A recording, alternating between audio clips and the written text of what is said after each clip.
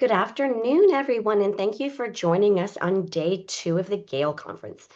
My name is Erin Owens. I'll be the moderator for this session titled Intellectual Property in an AI World or Artificial Intelligence in an IP System.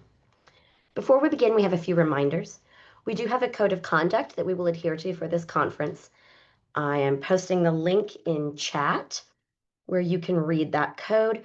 If you experience any issues related to contact, please contact us via email, and that email address is also in the chat. Your microphones will be muted. Please feel free to enter your questions into the chat window or the Q&A tool, and we will address them. For the most part, we'll be saving them to address at the end. The session is being recorded. You can enable captions by clicking on the Show Captions button at the bottom of the screen. Now it is my pleasure to introduce our speaker, Jonathan Grunert. Jonathan has worked in scholarly communication spaces for 9 years, dipping his toes into copyright matters for many of them, though he emphasizes that he is not a lawyer. His research interests explore conversations between science, technology, and society, especially matters of communication within those arenas. Please join me in welcoming Jonathan. Hi, good afternoon. I just want to check, Erin, are my slides visible still? No, I am not seeing your slides on this. Okay. You may need to stop sharing and share again.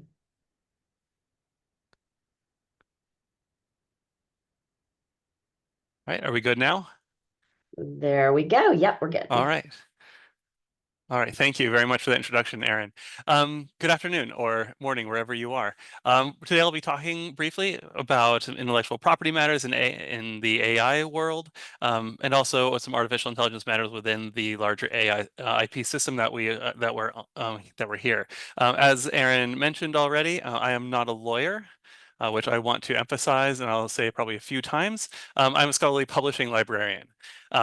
So the objective of this presentation that I'm giving today is not to give legal advice, but instead to empower you to use AI within parameters of copyright, and also to make you informed users and consumers of AI-generated things, and also to think about these matters in different ways. As I say to every group of people that I talk about with copyright, legal information is not the same as legal advice, and it's something that I encourage you to take with you in your conversations around copyright, unless you indeed are a lawyer. So this presentation focuses around a couple of ideas. Looking at where does artificial intelligence or AI fit into conversations around copyright and intellectual property, or where do copyright and intellectual property fit into conversations around AI, especially generative AI? And when I say AI, I largely mean generative AI. Today, I'll be presenting an overview of both IP and AI in the current context and move into discussing recent copyright and IP guidelines around authorship, ownership, and fair use. The goal of this presentation is to provide some framework for continuing conversations in the spaces surrounding IP and AI. There are several perspectives and considerations on common concerns in this arena, and to achieve talking about those things, this presentation is looking at some of the current thought around IP and AI from legal, copyright, and philosophical perspectives, as well as examining intersections of technology, creativity, and legal protections. We'll focus on recent copyright guidance and some court cases to inform librarian practices. There are two essential questions then to this talk today. First, does copyright law protect AI-generated material? And the answer, of course, is not yes or no. It's always it depends, which I will avoid saying as much as possible today, although it will sneak in sometimes. Second, does copyright law protect materials used for AI training? And if it does protect materials, is that covered under fair use, or is it some sort of infringement? We'll look at what the current thinking is around that. So to start things off, we'll go into some copyright 101. So the basics, what it generally protects, and some of the rights of copyright owners. So copyright is a form of protection provided by the laws of the United States to the authors of original works of authorship that are fixed in a tangible form of expression. And when I talk about IP today, it will almost exclusively be in the United States context, because I'm not an expert in anything else, and I don't even know really copyright law in other arenas, in other countries. So what does this all mean? An original work of authorship is a work that is independently created by a human author and possesses at least some minimal degree of creativity. A work is fixed when it is captured either by or under the authority of an author in a sufficiently permanent medium such that the work can be perceived, reproduced, or communicated for more than just a short time. In the United States, copyright protection exists automatically from the moment the original work of authorship is fixed. So what does copyright generally protect? It protects original works of authorship fixed in any tangible medium of expression, but does not protect an original work of authorship that is perceived as an idea, a procedure, a process, a system, a method of operation, a concept, principle, or discovery, regardless of the form in which that was described, explained, illustrated, or embodied. A good example of this is the idea of recipes. Recipes themselves are not protected under copyright because they are procedures. However, narratives around a recipe are protected because they are creative. Copyright also protects compilations and derivative works as their own entity. So a movie soundtrack that has a bunch of different works by different artists is itself a protected work. However, each individual piece of that only still goes to that specific artist. The rights of copyright owners there are 6 of them, but there are only 5 here, which I hope will be obvious why I listed only 5 here. First, it's to reproduce the copyrighted work in copies or phonorecords. Note that copyright law was written in 1976, so the word phonorecord shows up a lot. Second, to prepare derivative works based upon the copyrighted work. Third, to distribute copies or phonorecords of the copyrighted work to the public by sale or otherwise transfer of ownership, or by rental, lease, or lending. Fourth, in the case of literary, musical, dramatic, and choreographic works, pantomimes, and pictorial, graphic, or sculptural works, I'm reading directly from copyright law here, including the individual images of a motion picture or other audiovisual work to display the copyrighted work publicly. And then in the case of literary, musical, dramatic, and choreographic works, pantomimes, and motion pictures, and other audiovisual works to perform the copyrighted work publicly. And then in the case of sound recordings to perform that work by means of digital audio transmission. So what does the current landscape look like? We'll look at two things here. The first is Thaler versus Perlmutter, and then we'll look at the guidance from the United States Copyright Office, or abbreviated USCO. First, Thaler versus Perlmutter. First, who is Stephen Thaler? He was a computer scientist who created an AI system called the Creativity Machine, which autonomously generated an artwork titled A Recent Entrance to Paradise. In his copyright registration application to the Copyright Office, Thaler listed the Creativity Machine as the sole author, and then he identified himself as the owner. Copyright Office denied that application as its policy only afforded copyright protection to works authored by humans. The Creativity Machine was thus not an eligible registrant. Thaler brought suit to the university the U.S. District Court for the District of Columbia, requesting that they review the Copyright Office's decision. The suit named the Register of Copyrights and Director of the U.S. Copyright Office, Shira Perlmutter, as the other party. The District Court's decision affirmed the Copyright Office's denial. Human authorship was fundamental to protection. The court also rejected Thaler's work for hire argument, as A Recent Entrance to Paradise was never eligible for copyright protection because it was not a work of human creation. And because of this, the court did not consider the claim that he is the author because he developed the Creativity Machine. Instead, he waived his argument.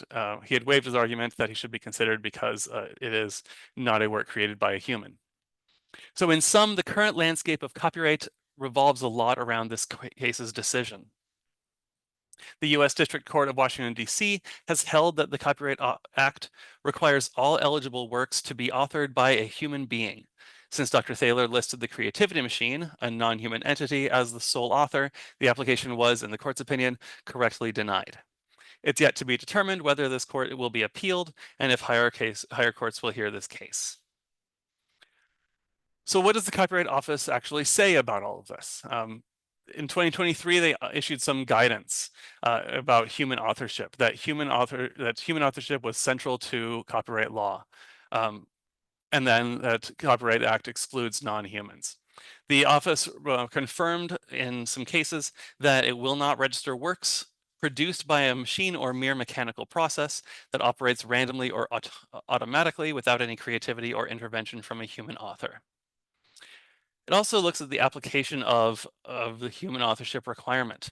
In evaluating these kinds of works, the office begins by asking whether the work is basically one of human authorship, with a computer or other device merely being an assisting instrument, or whether the traditional elements of authorship in the work or musical expression were actually conceived and executed by a human but by a machine. In essence, are those AI contributions mechanical reproduction, or are they creative, human creative works? This analysis will be, of course, conducted on a case-by-case basis and will depend on how the AI technology operates, as well as how the technology was used. The guidance clarifies that works generated by AI technology in response to human prompts where the AI system executes the traditional elements of authorship and the human does not exercise sufficient creative control over the way in which the prompts are interpreted, and those will not be protectable by law, by copyright law. The guidance does note that works containing AI-generated materials might be sufficiently creative or have enough human authorship to support a copyright claim in a few specific instances. First, where a human has selected or arranged AI-generated material in some way that is meaningful. Second, where a human has modified AI-generated material to a sufficient creative degree. And third, that the copyright would still, in any case, only protect the human-authored aspects. Based on the guidance, there are a lot of some ways in which human authors who use AI-generated content can just let the office know. Those guidelines are here, and it's largely that the application needs to be clear as to what is considered, which parts are human and which parts are not human. And these are available on the slides which you will receive. In 2023, the Biden administration issued an executive order on the safe, secure, and trustworthy development and use of artificial intelligence, which called for the Copyright Office to provide some recommendations for executive action around copyright and AI after concluding this study. There were 3 reports so far. The first was published in July of 2024 on digital replicas. The second on copyrightability was published in January of this year. And the third on generative AI training was pre-published about a month ago. Pre-published meaning it's not completely done, and there may be some changes, though the Copyright Office did not at pre-publication, they did not anticipate any substantial changes. We'll talk about that in a few minutes. So part 1, digital replicas. The report considers the legal and policy issues related to digital replicas created by AI, including existing state laws granting longstanding rights of privacy and publicity. It states that existing laws do not provide adequate protection or redress, and then this report finally seeks a law protecting all people and giving them the right to license their likenesses, not just celebrities. It focuses on 3 key areas of harm connected with unauthorized use of digital replicas. So sexually explicit deepfake imagery, perpetuation of fraudulent activities, and then the use of misinformation and disinformation that undermine the US political system and news platforms. Digital replicas also provide challenges in a number of areas, including intellectual property, consumer privacy protection, unfair competition, and fraud. Looking at state law, the report identifies the right to privacy and right of publicity, which is often too narrow to cover all types of digital replica misuse. The report concludes with pointing out that existing federal laws are deficient in protecting individuals from potential harms of digital replicas. For example, a voice is not copyrightable because the sounds are not fixed in a tangible medium of expression. The report then concludes that existing state and federal laws are insufficient, and we'll get into some of what might happen as a result of all of this. The report also calls for action to address issues around digital replicas, including the creation of something that they call a digital replica right. This would be a new federal right which would protect all individuals, regardless of whether they are well known during their lifetime, and allowing the licensing of digital replicas by the individuals depicted. It would cover both commercial and non-commercial uses, potentially addressing some harms beyond the loss of income or ownership. There are many remedies that the report offers, including monetary damages, and also provides a safe harbor for online service providers who remove infringing content based on a notice and takedown system, just like the Digital Millennium Copyright Act affords. The report clarifies that Section 114B of the Copyright Act does not really conflict with state laws, and that section allows imitation of sounds and sound recordings. And it states that concerns about this section are misplaced because the section has a different policy aim and does not preempt state laws. Whether Congress takes up this call for federal right around digital replicas remains to be seen, but still there have been significant congressional attention paid to digital replicas and deepfakes over the past year, largely due to the First Lady's identifying this as the First Lady's primary agenda for the next several years. The second part of the larger report on copyright and artificial intelligence is on copyrightability, and there are 4 important takeaways to this. First, a human authorship is a bedrock, is the centerpiece of copyrightability, and thus works that are generated by AI are not copyrightable. The second, selecting prompts on their own, even if those prompts are detailed and are the product of some human effort or significant human effort, that does not itself yield a copyrightable work, although that determination could change as the technology evolves. Third, where a work is contains both human and AI generated content, only the human contribution, only the human parts are potentially copyrightable.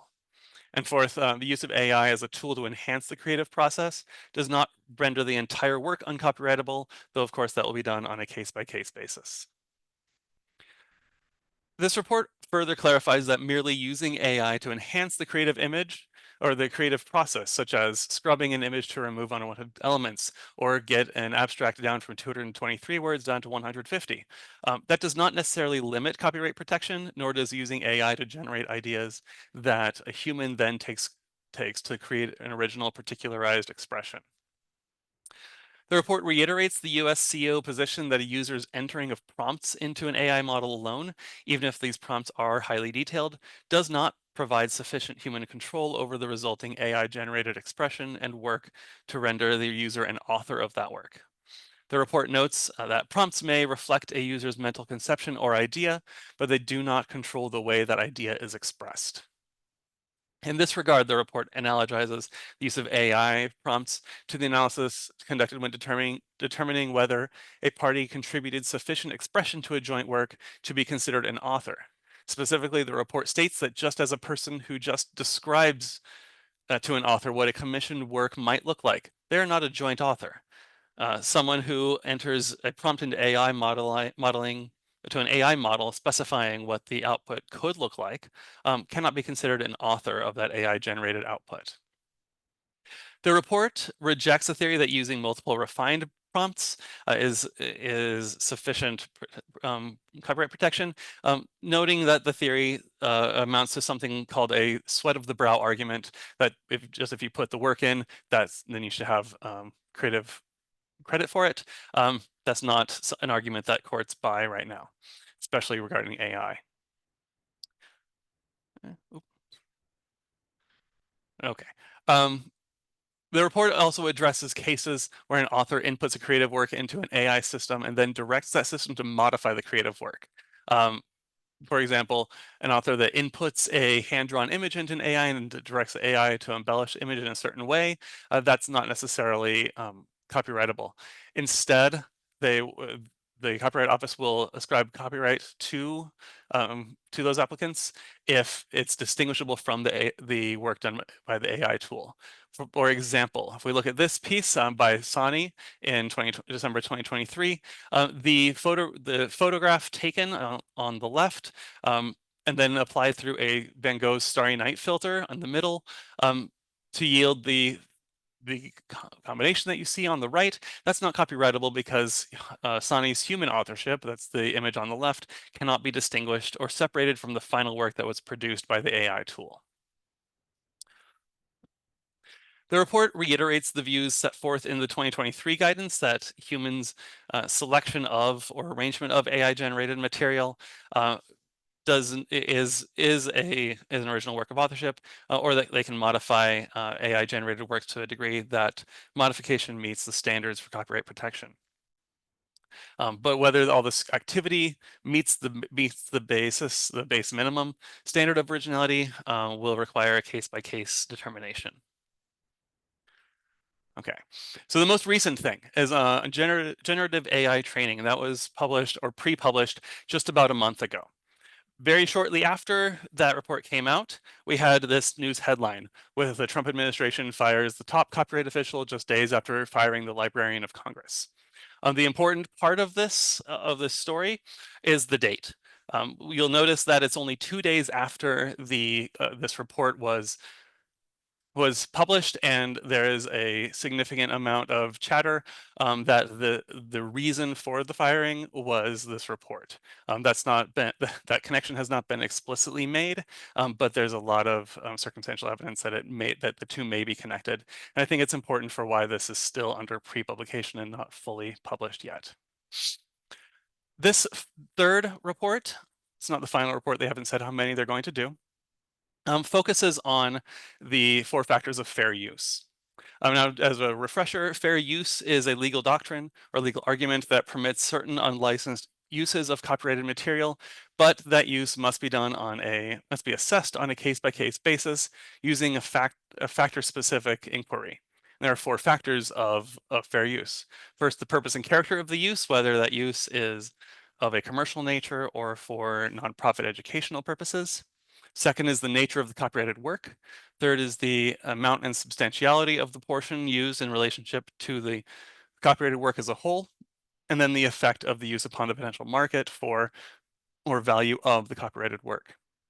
In the context of AI training, the Copyright Office cautions that fair use cannot be presumed and must be evaluated based on how copyrighted works are used during training and deployment. There is a lot of attention on whether using copyrighted works to train AI fits under consideration as a transformative use, especially whether it adds new expression, meaning, or message to the original work. This relies a lot on the 2023 US Supreme Court decision in Andy Warhol Foundation versus Goldsmith, especially on the notion that the transformative nature on its own does not make a certain use fair. Furthermore, transformative use can still be an infringement if it's in the same purpose as the original work, and it could compromise the market for that original work.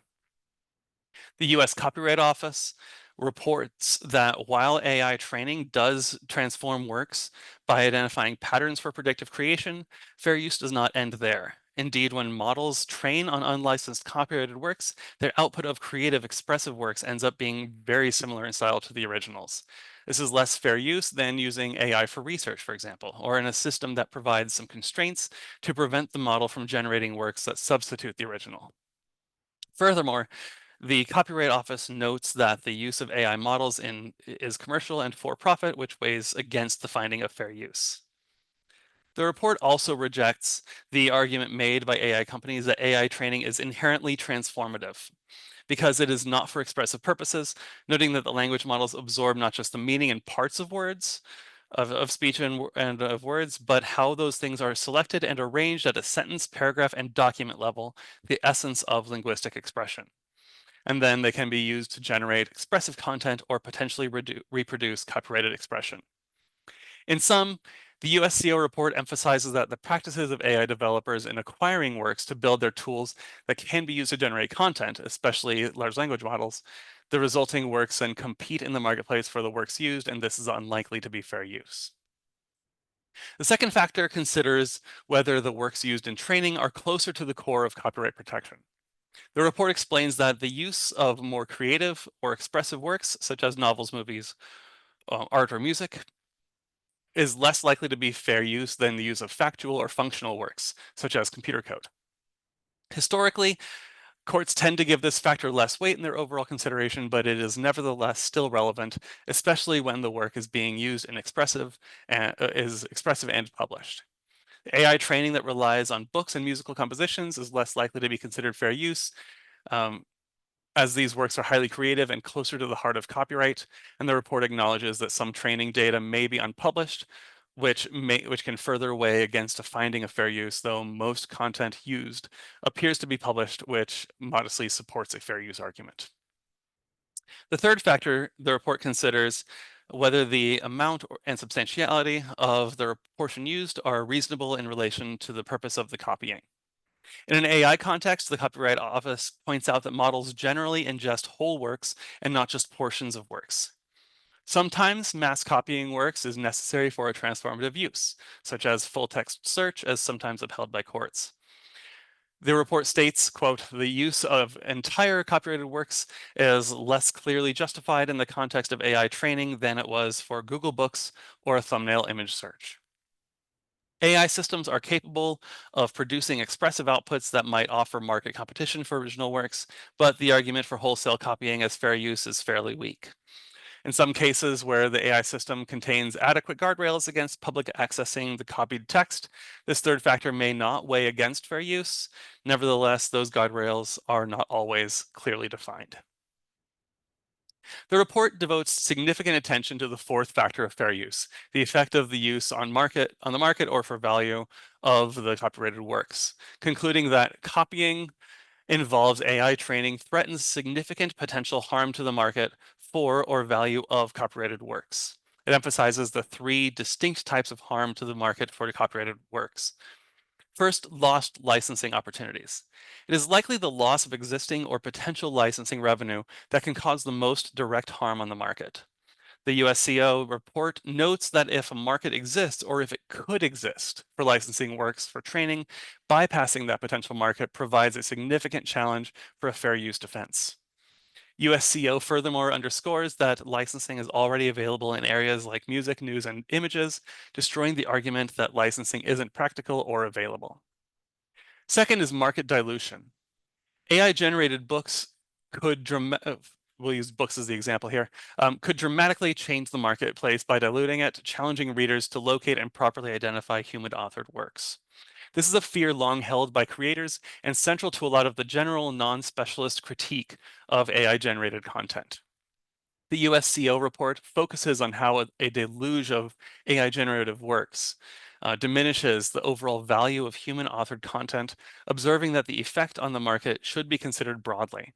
That is, potential effect on the potential market should look at the whole of the market for a genre rather than harm on an individual work.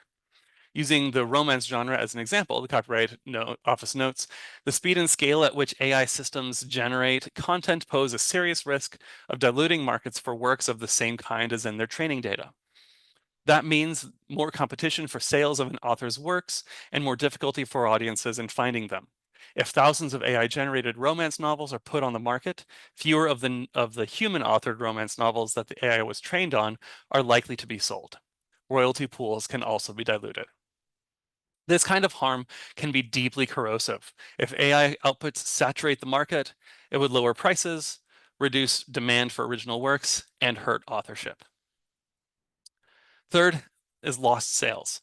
Generative AI training can lead directly to lost sales, such as when pirated collections of copyrighted works are used to build training data sets and made publicly available, hurting the market for those included books. If training enables models to generate substantially similar outputs, those outputs may serve as direct substitutes for the original works, displacing legitimate sales. The takeaways from this are pretty broad. First, AI generation is not inherently transformative. That is, transformativeness must be meaningful and not mechanical, and then the change has to be in the creative intent, not in the derivative use. Second, commerciality is determined by the use, not by the actor. So the activity and not the entity type determines whether something is actually commercial. The office notes that generative AI models are often the product of efforts undertaken by distinct and multiple actors, some of which are commercial entities and some of which are not. And even then, just because one is for profit does not mean that the use is considered commercial in the assessment or vice versa. Third, the wholesale use of copyrighted works undermines any fair use argument. So using entire works can undermine that defense, especially when they're all made public.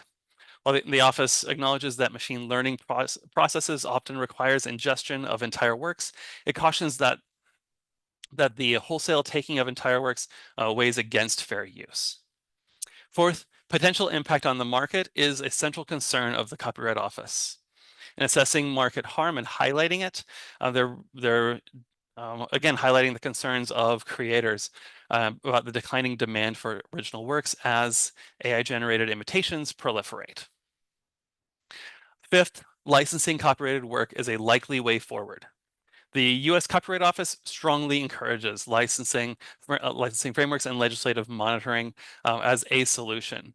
The report stops a bit short of calling for Congress to make new laws in this area, but the intent is certainly visible from the document. So what does this look like in the United States right now as far as how it's coming around in courts and legislation? We'll be very brief about this because of time. The first that we have here is Anderson versus Stability AI Limited, which was filed in 2023. I'm going to skip straight to the takeaways on this. I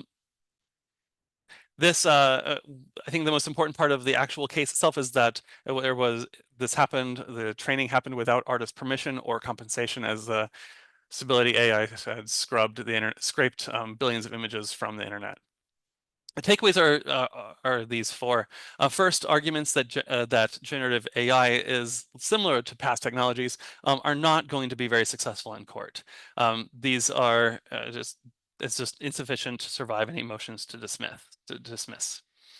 Second, copyright management information claims are going to be pretty difficult to prove for reasons that the data isn't always visible and there's not a lot of monitoring happening right now.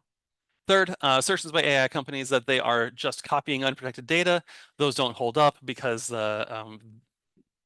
there's just evidence that it's just not true. Fourth, precedent is going to be only limited in its influence, especially as the technologies advance pretty rapidly. The second case we'll look at is New York Times versus OpenAI. In the New York Times alleged that OpenAI's large language model got a lot of training from New York Times copyrighted articles without permission or compensation, and then several motions from OpenAI for dismissal were denied. The takeaways here are that it emphasizes that copyright is going to protect creativity and not effort. So even though OpenAI put in a lot of work to get a lot of articles for this the training, that's not copyrightable because copyright protects the creativity of the New York Times, not the effort of OpenAI. The argument also contrasts the profit-driven and closed nature of the technological innovation culture against the public good that is journalism. And finally, it treats the court is not shying away from the secondary liability in this context and treating DMCA, the Digital Millennium Copyright Act, metadata stripping as real harm rather than just a technological afterthought. The legislative actions, there have been three significant pieces in the United States. First is the Nurtures Originals, Fosters Art, and Keep Entertainment Safe Act, the No Fakes Act. You can count on Congress to come up with some good acronyms. This was recently introduced in the Senate by Senators Coons, Blackburn, Klobuchar, and Tillis to establish property rights around an individual's voice and likeness, which was a step further than the proposal from the Copyright Office. Meanwhile, in the House, the No AI Fraud Act, or No Artificial Intelligence, Fake Replicas, and Unauthorized Duplications Act of 2024 had the effort of preventing using AI to impersonate individuals without their consent. And then finally, the Generative AI Copyright Disclosure Act of 24. This was in response to some of these legal battles that I've just talked about.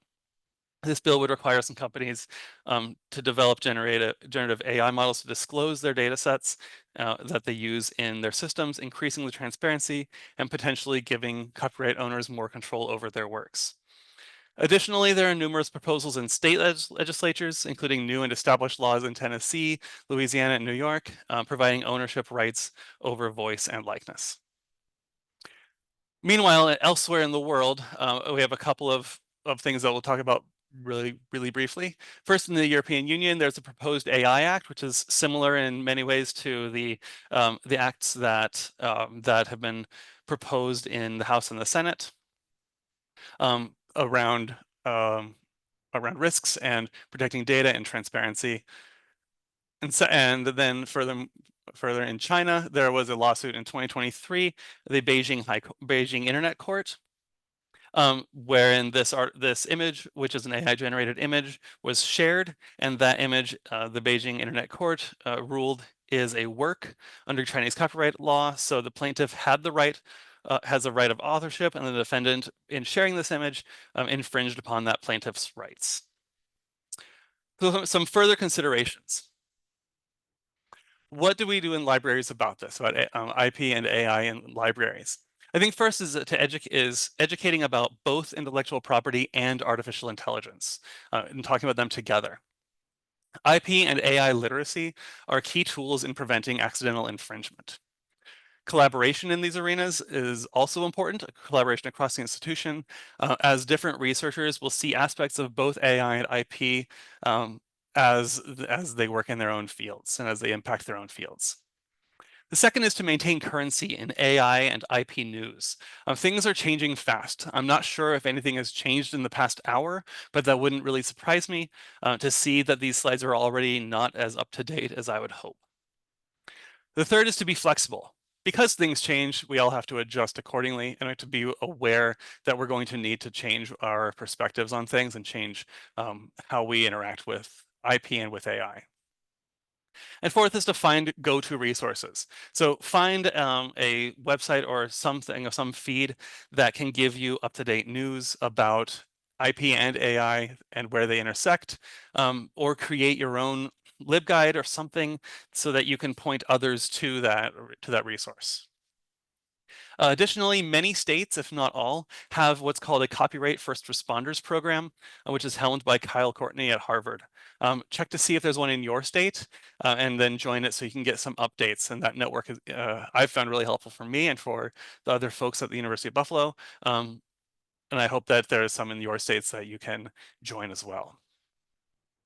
So some other things to think on. First, and I've talked about these a little bit. First, how will courts address terms of use? So for example, OpenAI states in their terms of use that users are not to input any copyrighted material. And does this stop people? Of course it does not. But it might be a way for courts to determine that the platform itself was not at fault, but users unwittingly helped train the AI tools on those copyrighted materials. Second big question is who owns scholarly work? There are several pieces here depending on what rights authors may have given to their journals or journal publishers or others when signing over copyright. Third, will courts set new fair use standards for AI training? If courts rule that training AI models with copyrighted content requires permission, this could reshape the AI industry by requiring licensing agreements. Fourth, how will AI human collaborations be treated under copyright law? This is again looking at the idea of what authorship actually is and how that can be expanded to account for AI assisted creativity. And fourth, will legislative efforts gain traction? Bills like the Generative AI Copyright Disclosure Act could establish new disclosure and transparency requirements for AI developers. But that's of course to be seen as to whether it gets through any parts of Congress and gets the attention of legislative leaders. All right, with that, I want to open up for questions and to remind you again that I'm still not a lawyer, and I hope that I don't have to say it depends a lot to your questions. All right, and we do have a couple here. Let's see. Amy says, I have increasingly seen comments on publications, OER textbooks and traditionally published books, saying that the book cannot be used to train AI models. How enforceable are these statements? Yeah, that's a great question. My initial reaction is it's as enforceable as one's lawyer fees allow. Um, I I'm wondering if it's going to be similar, if it's similar to what we see with Creative Commons licensing, as to how much those actually get traction, and how high up those are, how high up in courts those kind of lawsuits might be taken. So I hate to say it, but the answer is going to be it depends.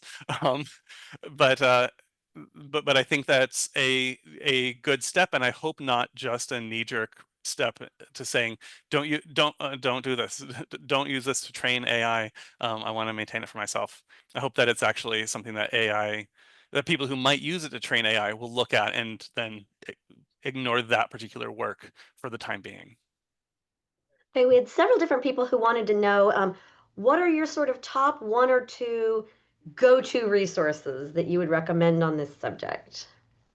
For me, the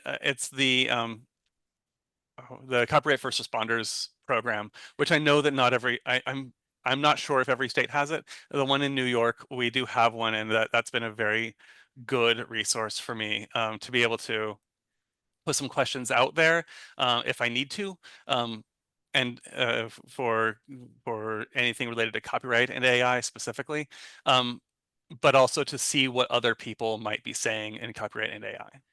And I was going to link that program in the chat, but Kira beat me to it, so Thank you thank very you for much. that. All right, let's see. We've got a question. What are your suggestions for educating folks, and I think they mean library folks in particular, on copyright and fair use as it applies to AI? In my experience, understanding of copyright and fair use generally is hit and miss amongst my colleagues. With AI throwing another facet into this equation, how do we ensure librarians understand these complex realities to best serve our patrons or students in navigating copyright fair use and AI? Yeah, that is a tough one because copyright is one of those things that I know I took a course on copyright in library school, but that was not recent. And I know the copyright law has changed since then. Not a lot, but there have been new court cases. It is hard to talk about copyright without talking about all of the cases, and the temptation to go in to a copyright 101 session with other librarians and not talk about every single court case that you learned about, that's a hard temptation to fight. So you'll note that when I talked about copyright 101 in this presentation, I didn't do any of that because I knew if I went to one, I'd have to go to at least five more. So talking about just identifying the basic pieces, basic principles of copyright is key. Talking about the basic principles of fair use is key. And then going beyond that, talking about figure out what questions they have to begin with, and then using those questions to guide how you talk with them about it, I think is really helpful.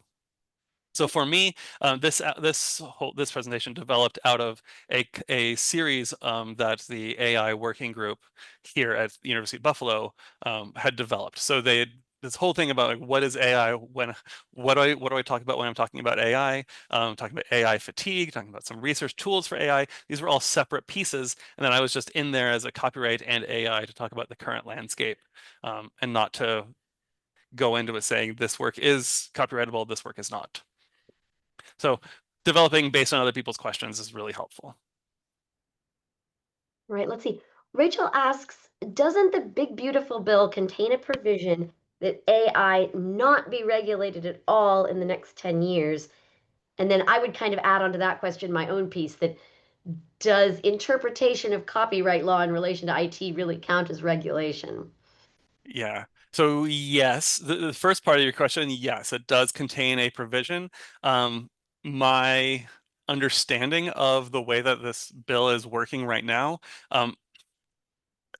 the bill as it was passed in the House is very unlikely to pass in the Senate. So it will have to go through a process called reconciliation.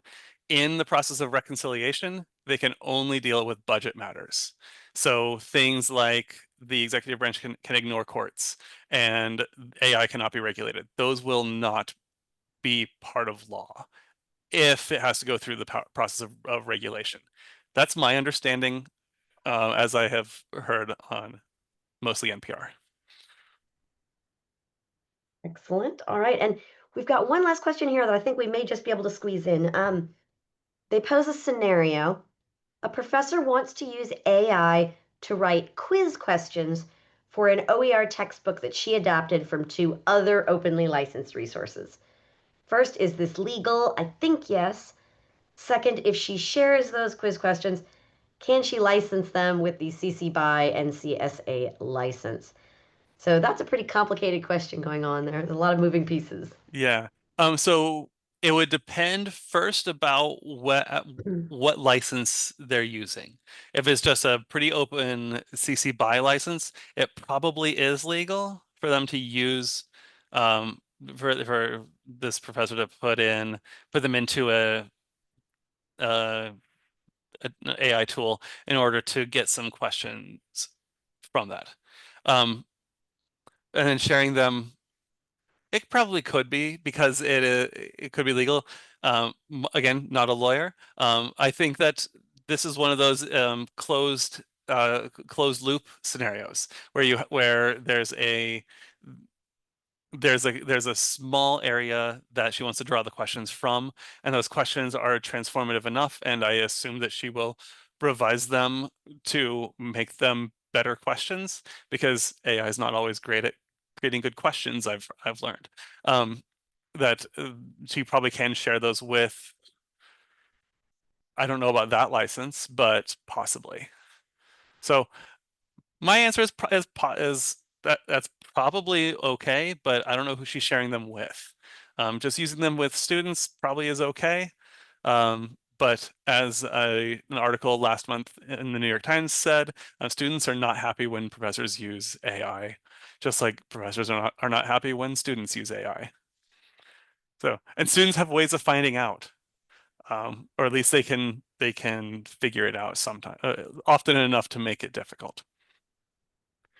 All I also right. want to point out that I do have a slide with a bunch of resources on it. These are fairly broad resources. So and I made this slide before the third part of the report came out, but that's all linked on the first guidance from the Copyright Office. And Excellent. this is shared with you all as a PDF, and I hope the links work. And I'm putting that link in the chat one more time in case you didn't catch it earlier. That's the link to where you can download a PDF of Jonathan's slides. All right. Well, thank you so much, Jonathan. This was wonderful. Everyone join me in thanking our speaker. This was a great session. I thank you all. Enjoy the rest of the conference, everyone.